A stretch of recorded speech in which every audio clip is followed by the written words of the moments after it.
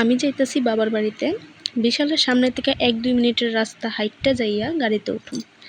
গাড়িতে যখন উঠছি তখন আমার পাড়ার কাকিমুনিরার সাথে দেখা হইয়া গেছে, তাই ভিডিও করতে পারছি না, লজ্জা লাগে। তাই ডাইরেক্ট বাড়িতে আইয়া ভিডিও করতেছি। এইটা হইছে আমরার পাড়ার রাস্তা, আর এইটা হইছে আমরার বাড়ির পুচকি, যেটা আমারে একটুও পছন্দ করে না। আমারে দেখলে আমার থেকে দূরে দূরে ভাগে, শয়তান বিড়াল। বাড়িতে যাইয়া সেকেন্ডের লেগেও আমার মনটা ঘরে বয় না।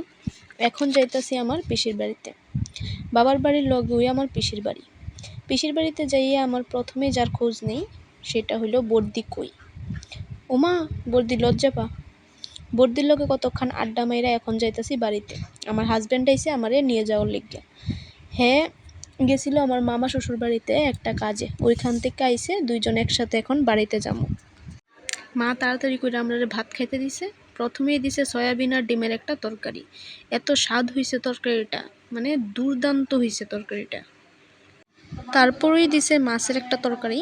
কি মাছ আমি জানি না, তরকারিটা খুব ভালো হইছে, কিন্তু মাছটা আমার এত ভালো লাগছে না। এখন আমরা রেডি হয়ে গেছি বাড়িতে যাওয়ার লেগে।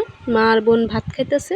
মা, বোন, বাবু, ঠাম্মা সবাইরে কইয়া আমরা বাড়িতে যাওয়ার লেগে বাইর হয়ে গেছি। এটা হইছে মেইন রোড। এখান থেকে গাড়িতে উঠুন। উবের বুক করে লাইছি, কারণ হেয়ার যাইয়ে সেটা ডিউটিতে যাইতে হইব। উবেরে গেলে একটু তাড়াতাড়ি হইব। এই দেখো, আমি আর আমার হাজব্যান্ড। আমি কইলাম সে হাই। হাই তো কইছে, বাট মুখে আর হাসি নাই, ডিউটির টেনশনে। এখন আয় পড়ছি বাড়ির রাস্তায়। দেখা হইব পরের ভিডিওতে। টাটা।